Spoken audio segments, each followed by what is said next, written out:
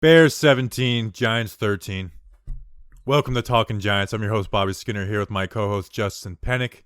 We're brought to you by John Boy Media. And once again, it's an 0-2 start to a Giants season. It seems like it would be weird if we didn't start 0-2 at this point. I'm frustrated. We're both frustrated. We got a lot to talk about. The Giants were in this game at the end. So many angles to hit it from. But Justin, I think the word for this team right now is consistency.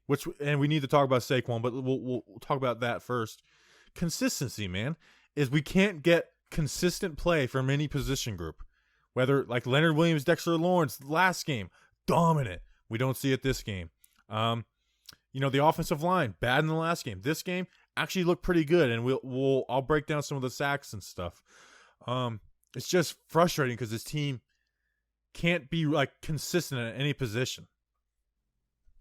No, Bobby. 1 week it's this, the other week it's that. But here, so we like to start off the show macro, and then we'll get more specific as the show goes on. When I say this, and this is just where my brain is at to start the show, when I say this, Bobby, and I have this critique about this one particular thing, know that I truly do believe everything and everyone deserves equal blame in this loss. This is a team sport. Football is a nuanced sport. The loss isn't solely on one person, one group, offense, defense. That's not how football works. But nevertheless, Bobby, the Bears were given the ball back with the score 17-13 with 7 minutes and 36 seconds to go after a Graham Gano field goal. Made it a 4-point game. So basically, Giants get the ball back, they score a touchdown, they win the game. That's what we're thinking at the time. Giants didn't get the ball back until 2 minutes and 7 seconds left in the fourth quarter. Bobby, the Bears had 6 attempts for 56 yards, rushing yards, on that final drive. And I want you to guess. I kind of told you pre-show, so I'm not even going to have you guess. But if you're listening to this, think of who was on the football field for the first 2 snaps of that defensive series to begin that final Bears drive, where we did allow 6 rushing attempts for 56 yards. Those first 2 plays were runs of 11 yards and 10 yards by David Montgomery. Austin Johnson and B.J. Hill were 2 of the Giants' interior defensive linemen to start that series. That's nuts. Where did the Bears run directly by? Who did they run directly by and right up that hole and right up that gap? Austin Johnson absolutely got manhandled. On that 25-yard run, the personnel was a little bit better. Some terrible angles taken by Devontae Downs and Blake Martinez. But when the Giants buckled down later in that drive to eventually allow that field goal, obviously they had the bad luck with the offensive lineman. We'll get to that. But they buckled down. And it was Leonard Williams, Dexter Lawrence, and Dalvin Tomlinson all in there. Because guess what, Bobby? Those are your 3 best players. That's supposed to be our best position group is there, and they weren't on the. Like when you told me that, I was blown away. I didn't even look for that when I went back through the game. Anyways, we'll get to the defense. We'll get to the offense. Yeah. Saquon's done. Torn ACL. Man, there's not really much analysis you can give on this, but it just sucks.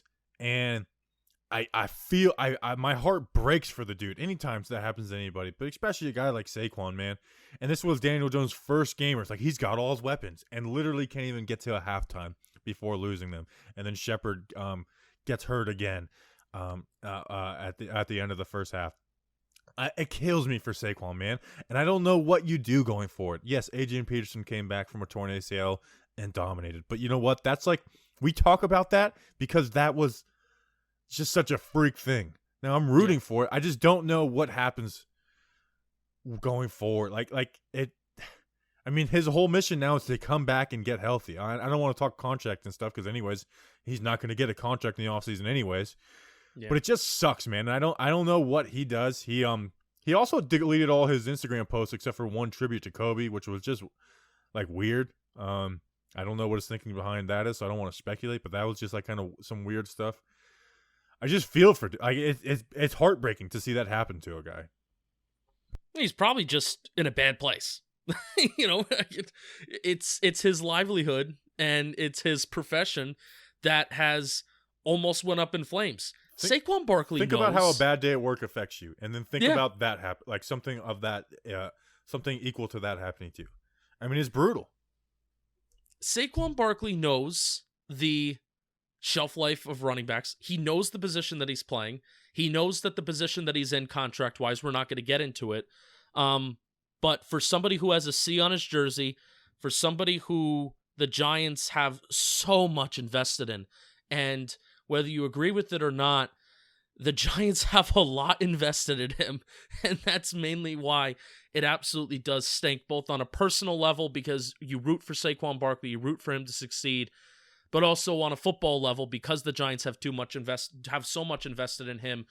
If things could go right, and that's the thing, Bobby, where we were relying on Saquon Barkley. If things were to go right, we're not relying on Saquon Barkley right now because right now his position that he's playing, it's not able to substantially add wins and losses because he can't do anything. In the short term, man, it looked like he was in for a big game. I mean, the offensive line actually did a halfway decent job. Had a gritty 5-yard run, had the 18-yard run. Dion Lewis had some opportunities in the passing game, and your mind races. Like, could you imagine if Saquon was catching those passes with space?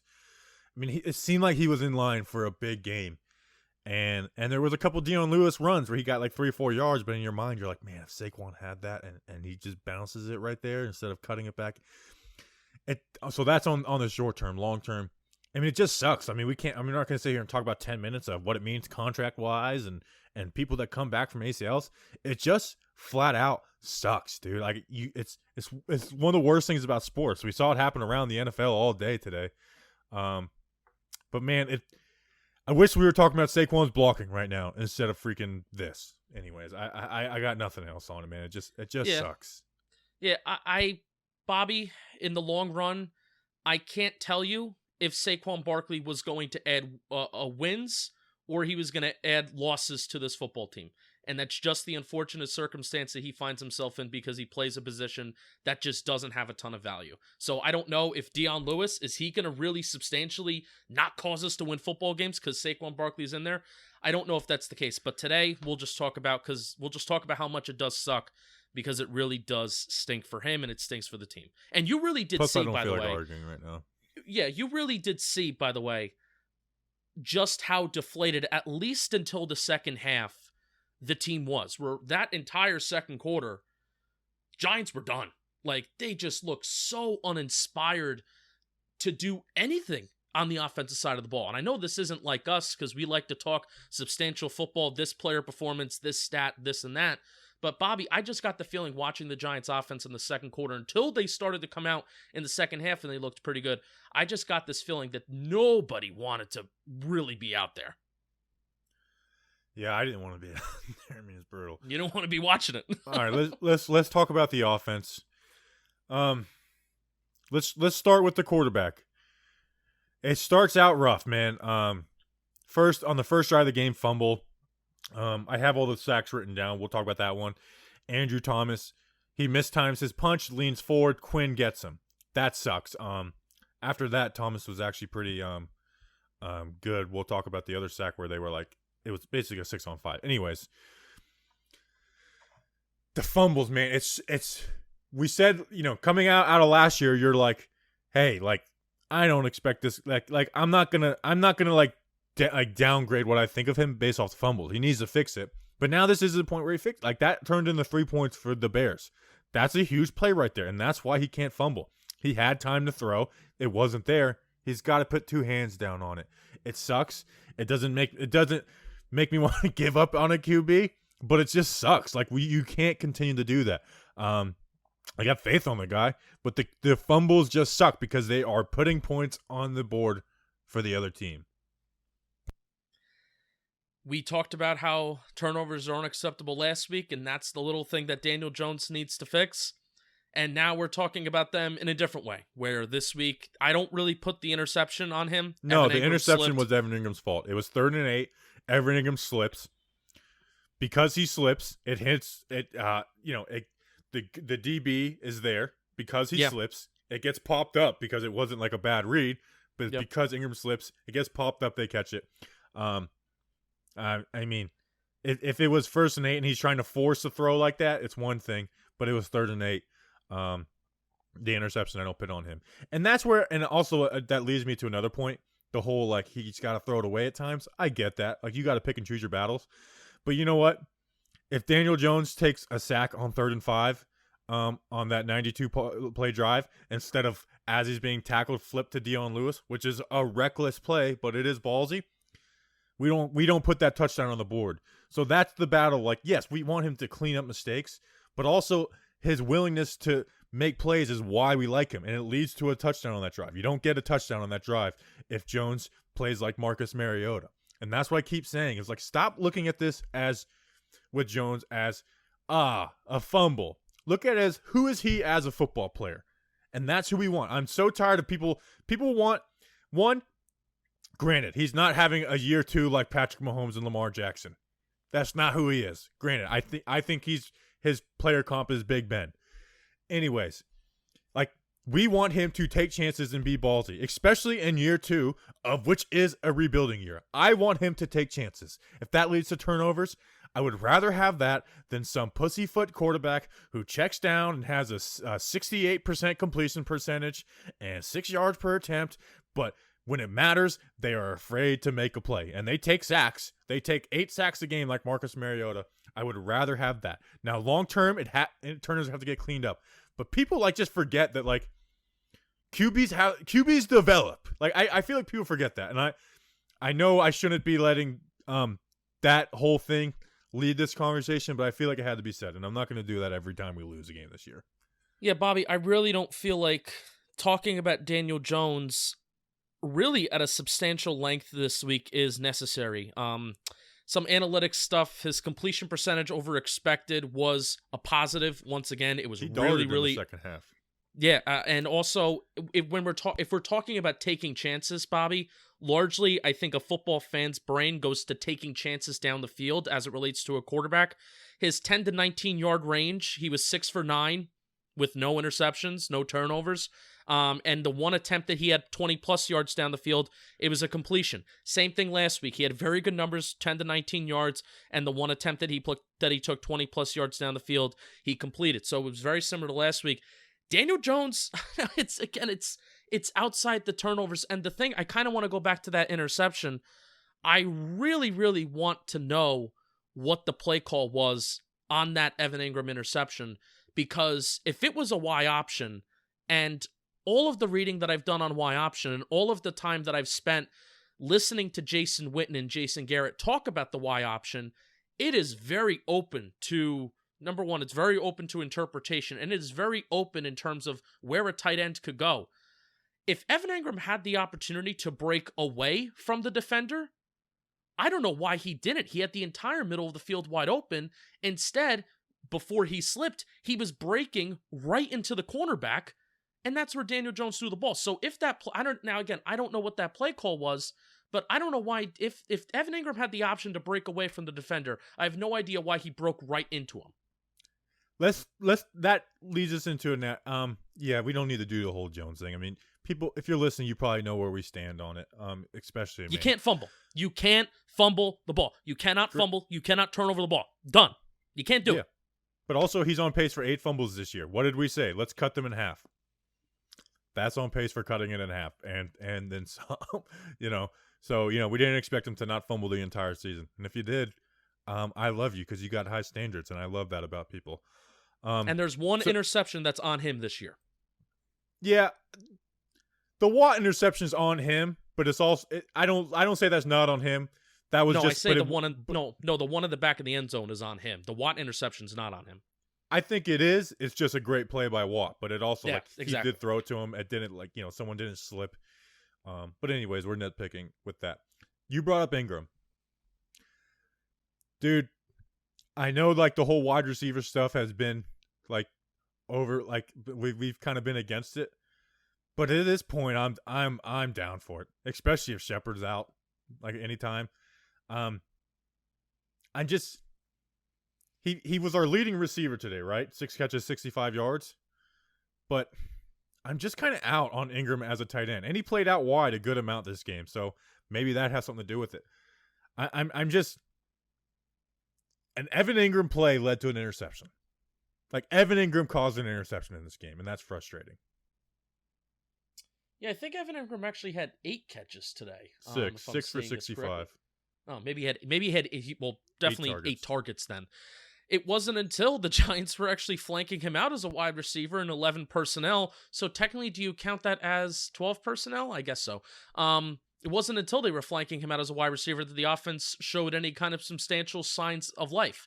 I need to look back and to see how he was used, because I was just so caught up on watching that final defensive drive during the condensed version. But really, it's just so frustrating. Like your point that you said back to the beginning of the show, that there is no consistency on this Giants team, but also on this Giants offense. I even just looked at the Giants' average separation. There was no wide receiver that really got a ton of average separation. Separation. So once again, we're talking about, of course, Daniel Jones needs to keep 2 hands on the ball, but why he's pump faking all the time is because he's going through his progressions and nobody's getting separation downfield. Again, football is a game of nuance, and the Giants are a bad football team that continued to find a way to lose, and it's not just only one person or one thing or one element or one position group's fault. Yeah. What else? We are now on pace for 48 drops this season. I know that it probably won't stay on pace for that, but we thought it couldn't get worse than Daniel Jones' drop situation at Duke. I don't know what, for a guy who's supposed to have this noodle arm, I don't understand why he deals with so many drops. Slayton has the one on a 3rd down. If he catches it, it's 1st down at the 12-yard line. Maybe we still kick a field goal there. That was but we don't. That screws us. On the 2-minute drill, Dion Lewis had a drop on the swing pass.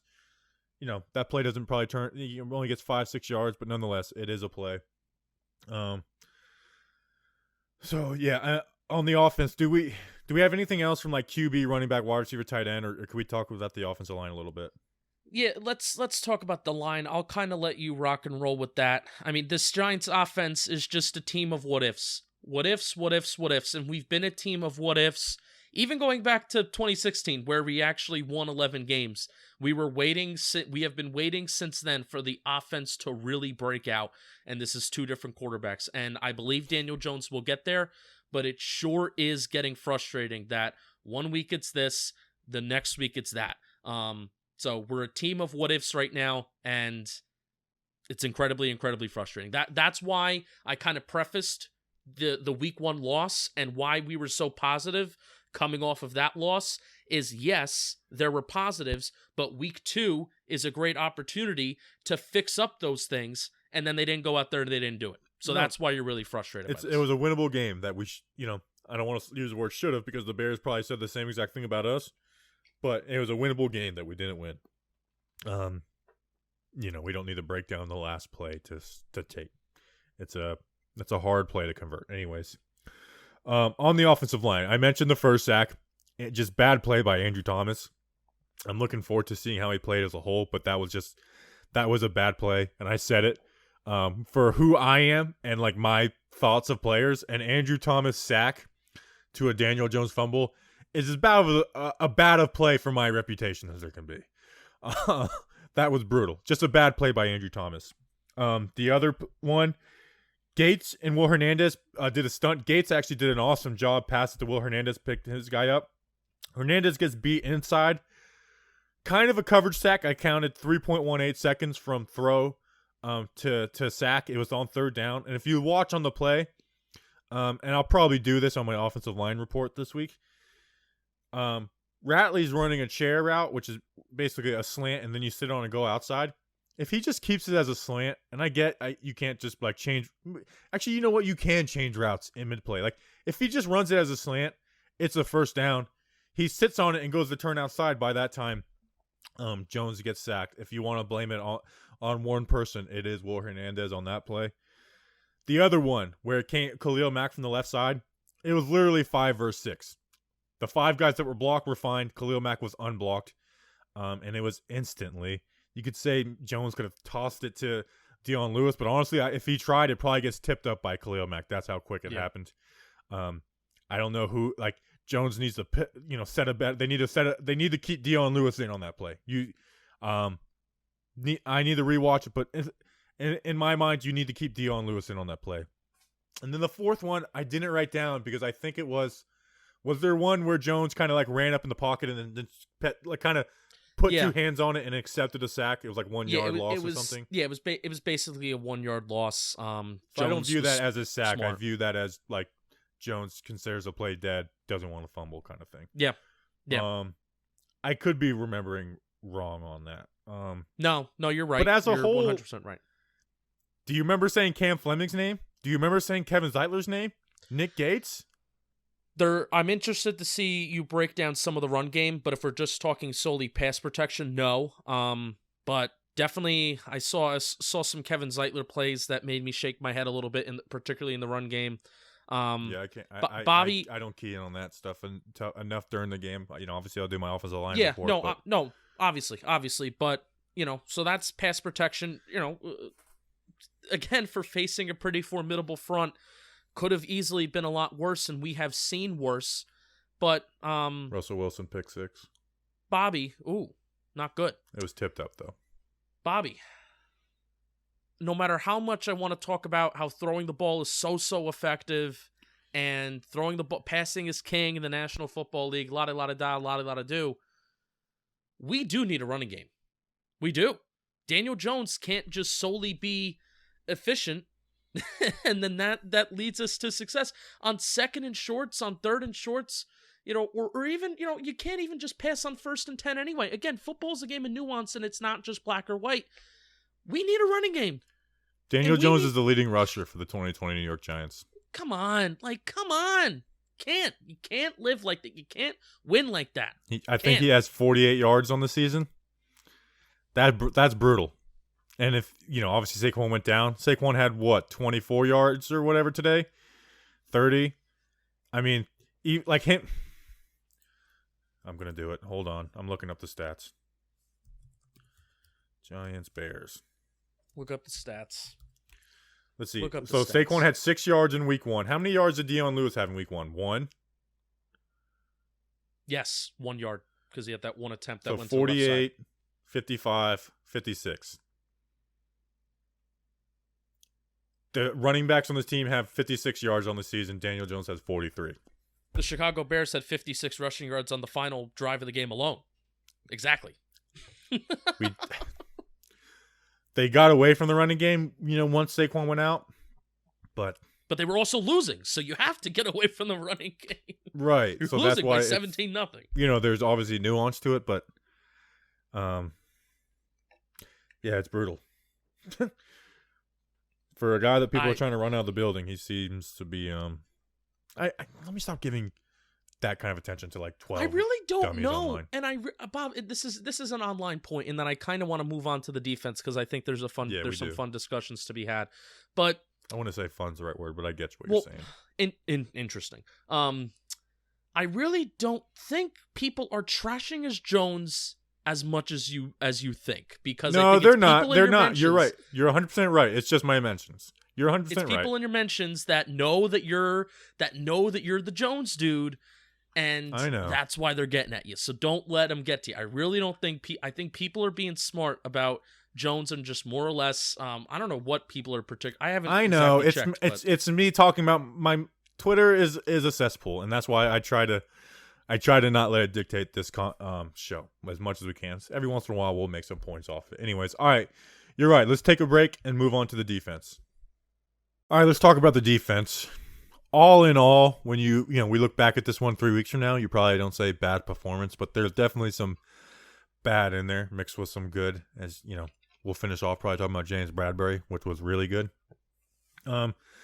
Something I try to find a little takeaway from each game from this defense, and Corey Ballantyne we know is bad.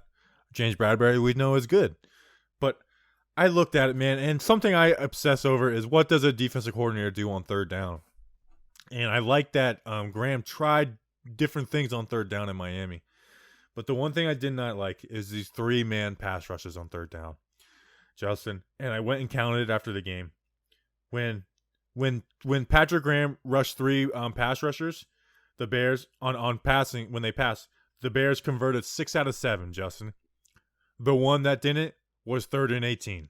Was a 3rd and 18 screen pass. Was the only one they didn't. When they rushed 4+, the Bears converted 1 for 7. This feels like it felt like the Jets game. So like going into this game, I kind of am a guy who likes to be aggressive and blitz, but I wasn't like saying, "Hey, blitz the crap out of Trubisky." That wasn't my game plan. But you can't rush 3. It gave him time to be why Trubisky was actually drafted 2nd, because of his ability to, make plays with his feet. And it was just like it looked like Trubisky was out there looking like Lamar Jackson on 3rd down, where he's sitting there, and then scramble, and then break a tackle, and then find a running back wide open, and he goes for a touchdown.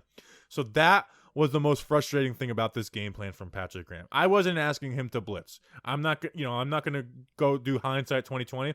I wasn't calling for him to blitz 5, 6 every 3rd down, but rushing 3, man. I mean, I feel like we see defenses do that, and it just never works out. Like it just never works out. And it shows in the numbers on this one, Justin.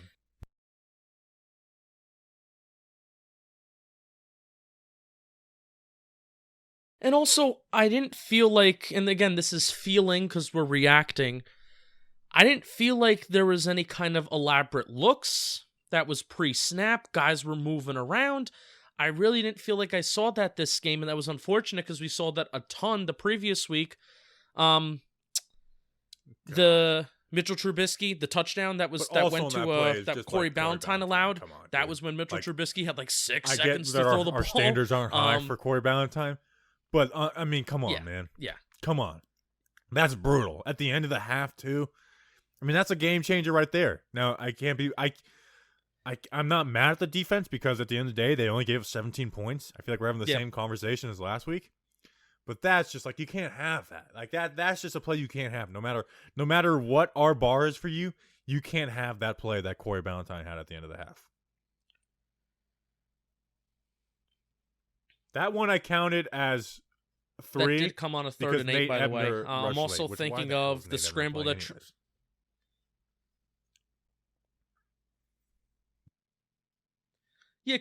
I guess. Well, let me also say with the whole Trubisky point, he also had that 11-yard run on the final drive.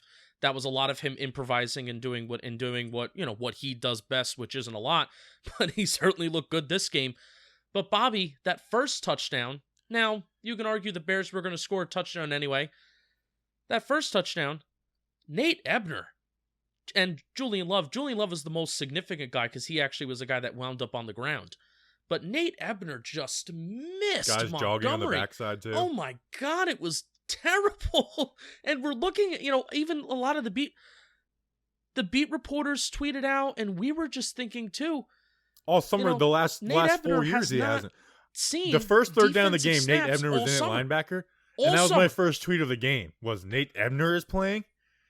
That was my and I get this. Yeah. Tay Crowder didn't get a single rep today. Over Tay Crowder, by the way. Over Tay Crowder, who has looked, I mean, from what we can see, and what we can see on his college tape, he has looked athletic, but I guarantee you, whether it's on the collegiate level or the NFL level, Tay Crowder has logged more defensive snaps just playing on the defensive side of the ball and not special teams, more than what Nate Ebner has in the last couple years. Crazy. I mean, crazy Nate why he was even out there to begin with, and he was out there throughout the entire game. 1. Or no, that's offense, sorry. 2019, 0. 2018, 1. 2017, 0. He had at least 5, 6, maybe more today. So that's weird, No, like actual, like how many snaps he played. Is that percent or just a raw snap count? Yeah. Which is one reason I'm not a huge fan of signing only special teams guys. But anyways, I'm not gonna nitpick that crap right now. So yeah, I don't like that out of Graham. This is where I said with consistency, and you kind of hit it on the start. Where was Leonard Williams this game? Where now? Dexter Lawrence might have made some plays. I can't remember exactly. Dalvin had 2 tips. But Dexter Lawrence made some plays in the run game, but largely if we're talking about third down plays, and if we're gonna challenge our defensive linemen and our edge rushers, just like they kind of did in week 1, without bringing the house, without bringing 5-6 guys. But no one can get there with 3. Nobody can. You have 2 double teams and maybe even 3. Consistency. They did it last week. I know. I just want consistency out of that position. The defensive tackle position should be our. It should be but our. I'm the not defensive even tackle most spot for the mad. Giants should be week in, week out. I'm not even. The other team talked about how good that position was. It's the only position where we should have those expectations out of. Yes. So that's a great transition to kind of what I want to say. Dave Gettleman has given us the Kool-Aid the last 3 years that stopping the run is the most important thing to do on the defense side of the ball. It's the most important thing to do in football. He says it's important, but he didn't say it's the most important Dave Gettleman has been giving us that Kool-Aid. Don't act like he hasn't. Don't act like he hasn't, because the moves that he has made has reflected that by taking a defensive tackle in the first round, taking corners, taking a defensive tackle, defensive end of the third round, and trading for Leonard Williams. So the fact that... Finish. All right, but just... It's all about what you invest in. Can you let me also just finish? It's all about what you invest in. And we have invested a lot of money, a lot of draft capital in stopping the run. This also includes Blake Martinez, who did also not have the best of game. So all of you people that, added me and said that, oh, Justin Pennick looks pretty bad because Blake Martinez had a really good week 1. Well, guess what? Didn't have a great week 2. Doesn't mean that the signing's bad. It's because we're only 2 games in, so don't overreact. But the fact that when the game was on the line, and like Bobby said, which I 100% agree with, the strongest part of this football team, not just this defense, the strongest part of this football team should be our ability to stop the run, which you can argue in today's NFL serves very little value, except when you allow 6 attempts on 56 yards, and the Bears get the ball back with 7 minutes left in the fourth quarter, and the one thing that you need to do is you need to get a stop because you know the run is coming because it's predictable. First and 25, 24-yard run. And it's a 5-minute drive, and the Giants don't get... And the reason why it was a 5-minute drive, and it should have been a longer drive, the Giants used all 3 of their timeouts. Yeah. So it should have been a longer drive. Also, an offensive lineman the Giants used all 3 of their sucked. timeouts on that defensive drive. That did really suck. And again... Yeah. So, but also the thing with the bad luck. So you're probably slamming your head on your car wheel, saying, "But Justin Pennick, the way that we lost the game wasn't by all the run plays. It was because we had the 4th down. The Giants allowed the incompletion, and then the offensive lineman caught the ball. What about that bad luck?" Well, you want to know what? I get your Good point, but let's not find use the ways to offensive win lineman games. on that one. Bad Like all teams like the find drop ways to lose passes. Like games. I agree on that, but.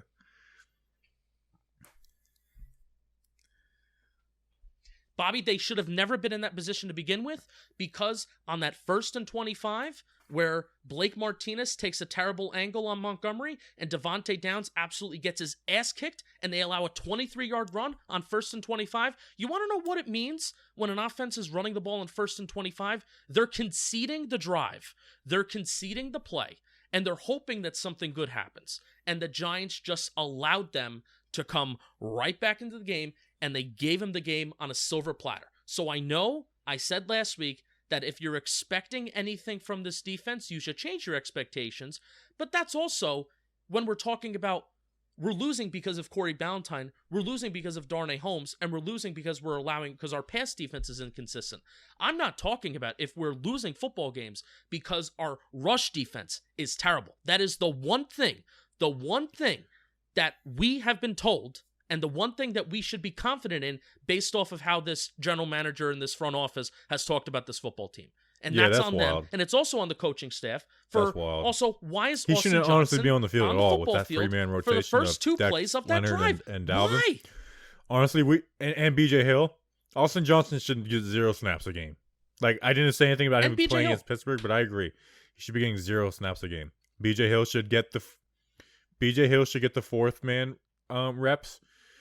But 21 yards on 2 plays. Those guys 21 yards on 2 Johnson plays. Shouldn't get any reps. That's frustrating. So yeah, Devontae Downs. It's hard to say from the TV angle, but he looked like he sucked. I don't know how many snaps he got. I wish Tay Crowder played. He's got his ass kicked, Bobby. They all got their ass kicked all day. They were all getting driven off the front. Yeah, where we at wish time-wise? he would have played. Can we talk about James Bradberry? Because I feel like that's where we finish off, right? Dude's a beast. I mean, if there's one contract that was worth it, it's James Bradberry. Yeah. I mean, he Awesome. was a baller. He basically had 2 interceptions. I mean, he had the interception, and then the Julian Love interception was James Bradberry tipping the ball up. That's the one thing about this defense. Well, the one thing we thought was the run stop in the middle is that you can just trust James Bradberry against anybody. You know, not saying he's gonna not have a bad game, but you don't go into any game thinking worrying about James Bradberry. And if anything, you're more like, hopefully James Bradberry faces their number 1 every snap. That's really our thinking. He was phenomenal, man. He's just a good, smart football player who does everything the right way. I know that sounds really cliche, but it's true.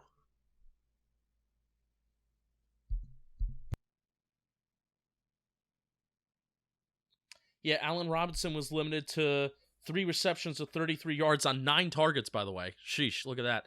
And it was wild. I don't know how he made it. Bradberry made that interception that he made on the sideline. I thought it was a completion. I screamed because I thought it was a completion. I thought Robinson caught the ball.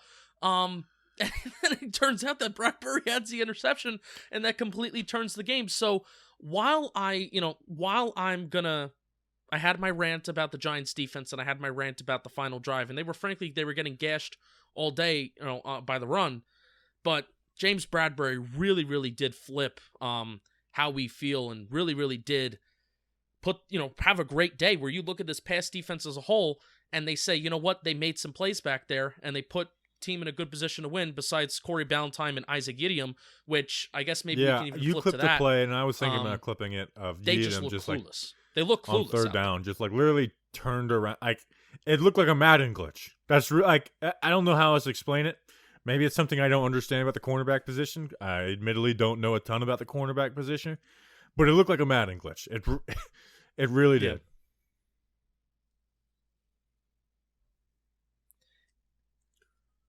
It was a play-action bootleg going towards the right side, and there was a tight end that was running in the flat, and Yiadom had him initially covered. Isaac Yiadom initially had him covered, and in a way, he could have both easily defended keeping Mitchell Trubisky in front of him, but also defending the tight end if Trubisky chose to drop it off in the flat.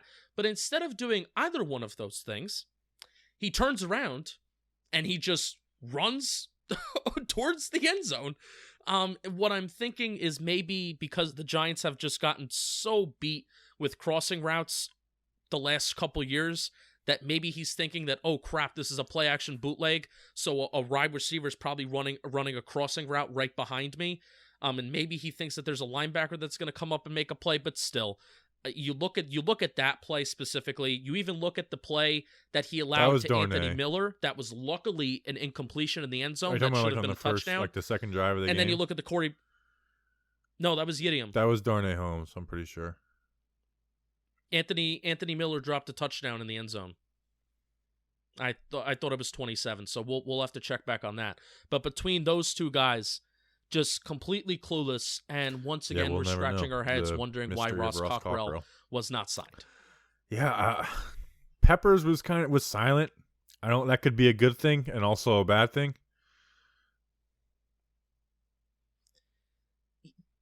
That's the thing, Bobby, where we've been saying the Giants have a lot of good players, but James Bradberry today, playmaker, made plays. This is why you invest in him. Yeah, that's one I gotta wait on that one because I hate to be like this. I don't remember him having a bad play either. So that's one I absolutely have to wait on to see what exactly happened, because I'm not comfortable saying anything negatively about him after that.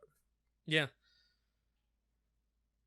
I thought initially on the 25-yard run that he took a terrible angle. When you look him at and the Devontae TV Downs angle, took the same gap on that play. That wasn't on Devontae. Devontae Downs took the wrong gap, and that on hit the him. Broadcast, they actually Blake Martinez had the backside gap. Yes, and Devontae Downs took the wrong gap. He flowed on it. It left the gap wide open. Now, granted, you want your defensive tackles to get off blocks and make that play anyway, But Devontae Downs took the wrong gap on that play. So he that's took the same gap as Jabril Peppers, and Montgomery was able to go for 24 yards. That's on Downs. Yeah, so that's exactly what I was gonna say. Where initially it looked like it was on Peppers, but then the broadcast showed like the all 22 behind the line of scrimmage angle, and that's where it showed, hey, Peppers was actually where he needed to be. It's just that other guys around him got their ass kicked. So, but Bobby, regardless, Jabril Peppers is supposed to be a playmaker, and he's not making plays of impact for the team. Does that mean that he's bad and he's garbage? No, but still. James Bradberry, we signed him and we invested in him to be a playmaker for the team. He did it. He's made a couple highlight-worthy plays in the first 2 weeks with some passes deflections and an interception, and then he caused the second one as well. James Bradberry's done it. All right, we need the best players on this defense to make those plays. As far as an episode-wise, I don't want people thinking we feel good about the Giants. I feel good. I feel good. Yeah, it's... 0-2 every year. 0-2. No, I don't feel good because losing sucks, and it sucks.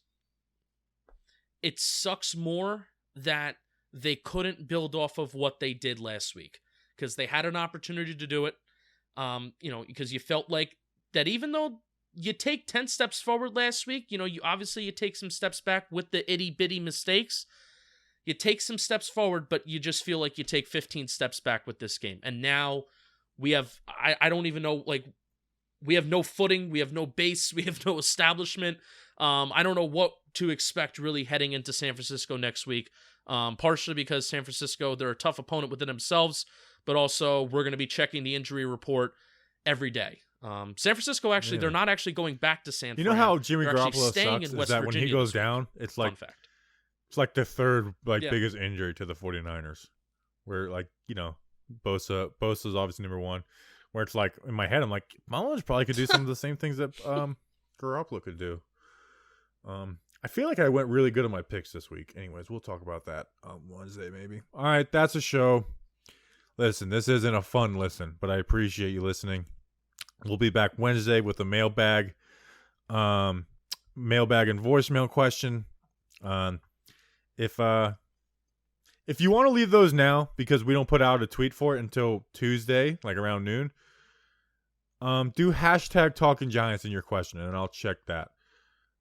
Just if there's a mailbag question you have on your mind right now. So, we appreciate you guys. We'll be back Wednesday.